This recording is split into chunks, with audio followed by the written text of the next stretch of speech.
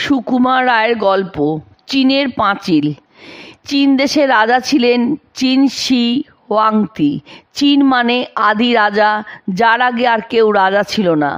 আসলে কিন্তু তার আগে অনেক রাজা ওই চীন দেশে রাজত্ব করে গিয়েছেন। কারণ হুয়াংতি যে সময় রাজা ছিলেন সে হলো মোটে 2000 বছর আগেকার কথা। তার আগে যারা রাজা ছিলেন তাদের নাম ধাম, রাজত্বের তারিখ, বংশ পরিচয় আর বড় বড় কীর্তির কথা সমস্ত ইতিহাস আর পুঁথিতে লেখা ছিল। কিন্তু হুয়াংতি বললেন তা চলবে না, আমি হলাম আদি রাজা চীন, আমার আগে আর কোনো রাজা টাজার নাম থাকলে চলবে না। এখন থেকে নতুন করে আবার সব ইতিহাস আরম্ভ হবে। এই বলে তিনি হুকুম দিলেন, সেকালের ইতিহাসে যত পুঁথি যেখানে পাও সব খুঁজে এনে পুড়িয়ে ফেলো। রাজার হুকুমে চারিদিক থেকে রাশি রাশি হাতের লেখা পুরনো বই জড়ো করে পোড়ানো হলো। কিন্তু শুধু বই পোড়ালে কি হবে? দেশে যারা পণ্ডিত লোক তারা তো সেসব বই পড়েছেন। এতদিন কীরকমভাবে দেশের কাজকর্ম হয়ে এসেছে তাও তারা সব জানেন। রাজার এসব খামখেয়াল তারা পছন্দ করবেন কেন? কাজে আবার হুকুম হলো, মারো সব সেকেলে পণ্ডিতদের। অমনি খুঁজে খুঁজে বড় বড় পণ্ডিতদের ধরে এনে মেরে ফেলা হলো। কিন্তু এত কাণ্ড করেও রাজা যেরকম চেয়েছিলেন তেমনটি হলো না। রাজা যখন মারা গেলেন তখন দেখা গেল এখানে সেখানে 2-4টে বুড়ো বুড়ি পণ্ডিত তখনও বেঁচে আছেন। প্রাচীনকালের কীর্তি কথা, আইন কানুন সব তাদের মুখস্থ। তারপর সেকালের পুঁথিপত্র যা ছিল তাও দেখা গেল সব পোড়ানো হয়নি। এমনকি পুরানো একটি বাড়ির ভেতর থেকে আস্ত একটি লাইব্রেরি বেরিয়ে গেল, যার মধ্যে আগেকার রাজা রাজাদের অনেক কথাই লেখা রয়েছে। সুতরাং রাজা হুয়াংতি কেবল নামেই আদি রাজা হয়ে রইলেন। মাঝ থেকে খালি কতগুলো বই নষ্ট করাই সার হলো, আর কয়েকশো নিরীহ পণ্ডিত মিছামিছি প্রাণ হারালেন। আর হুয়াংতি রাজার দুর্বুদ্ধিতার জন্য ইতিহাসে তার দুর্নাম হয়ে গেল।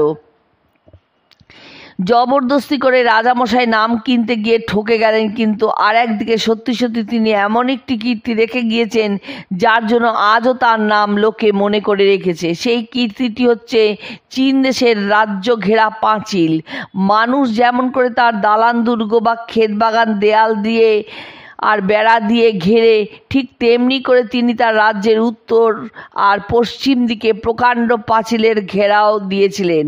পূব সীমানায় সমুদ্র থেকে উত্তরের পাহাড় পর্যন্ত, পাহাড়ের উপর দিয়ে পশ্চিমের মরুভূমি পর্যন্ত উঁচু নিচু আঁকা বাঁকা 1500 মাইল লম্বা প্রকাণ্ড দেয়াল। এমন আশ্চর্য বড় দেয়াল পৃথিবীর আর কোথাও নেই।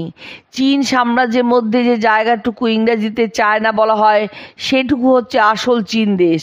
মাঞ্চু আর তাতার জাতীয় দস্যুরাই চীন দেশের লোকেদের উপর ভারী অত্যাচার করত। থেকে থেকে হঠাৎ দল বেঁধে এসে লোকের টাকা কড়ি ফল শস্য সব লুটপাট করে তারা পালিয়ে যেত। তাদের ঠেকাবার জন্যই প্রকাণ্ড পাঁচিল। ভিতরে মাটির বাঁধ, বাইরে ইট পাথরের গাঁথনি, তার মাথার উপর টালি বাঁধানো রাস্তা। পাঁচিলের ওপর দিয়ে লোকজন গাড়ি ঘোড়া সব যাতায়াত করে। এক এক জায়গায় এমন চওড়া যে 5-7টা উটের গাড়ি অনায়াসে পাশাপাশি চলতে পারে। কোথাও দেয়ালের গায়ে প্রকাণ্ড ফটক, কোথাও সিঁড়ির মতো ধাপকাটা, কোথাও প্রহরীদের প্রকাণ্ড উঁচু পাহারা ঘর।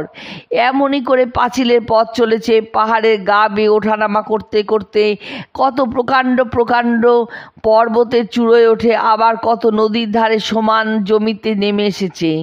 2200 বছর তার বয়স। সে যদি কথা বলতে পারত তাহলে তার এই বুড়ো বয়সে কত আশ্চর্য কথাই শুনতে পেতাম।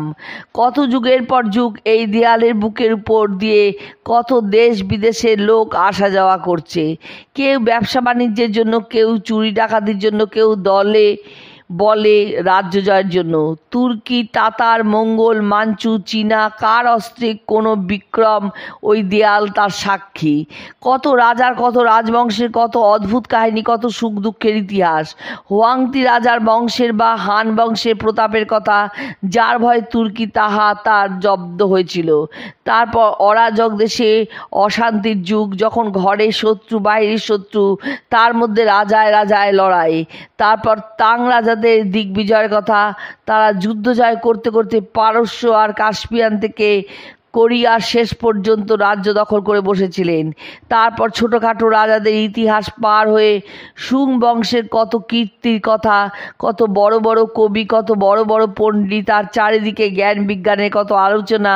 সে সময় প্রথম ছাপার কল তৈরি করে মানুষের সকলের প্রথম পুঁথির লেখা ছাপতে শুরু করেছে। তারপর কেবলই যুদ্ধবিগ্রহ মঙ্গল সেনাপতি চেঙ্গিস খাঁর কাছে চীনেদের বারবার লাঞ্ছনা, আর শেষে কুবলাই খাঁর আমল থেকে 100 বছর ধরে চীন দেশে মঙ্গলদের রাজত্ব। শুধু চীন দেশে কেন, এশিয়ার পূর্বকূল থেকে ইউরোপ, হাঙ্গারি প্রভৃতি রাজ্যের সীমানা পর্যন্ত তাদের প্রচণ্ড শাসন। তারপর মিং বংশের শৌখিন চীন রাজাদের রাজত্ব আর শিল্প বাণিজ্যের কাহিনী। আজও পাঁচিলের কাছে কাছে তাদের সমাধি দেখতে পাওয়া যায়, তার চারিদিকে বড় বড় পাথরের মূর্তি কবর পাহারা দিচ্ছে। তারপর ক্রমে মাঞ্চুদের হাতে চীনের দুর্দশা, আর মাঞ্চু রাজাদের হুকুমে চীনাদের টিকি রাখার নিয়ম আরম্ভ। সেই থেকে এই 20 শতাব্দী পর্যন্ত মাঞ্চু বংশের তাত চিং বা অতি শুদ্ধ রাজাদের রাজত্ব চলে এসেছে। বুড়ো পাঁচিল এখন মরতে বসেছে। এত যুগ যুগ ধরে তার উপর কত যে চোট গিয়েছে, কত ভাঙা গড়া মেরামত, কত তালির উপর তালি, আর 1000-2000 বছর পরে হয়তো তার চিহ্ন খুঁজে বার করতে হবে।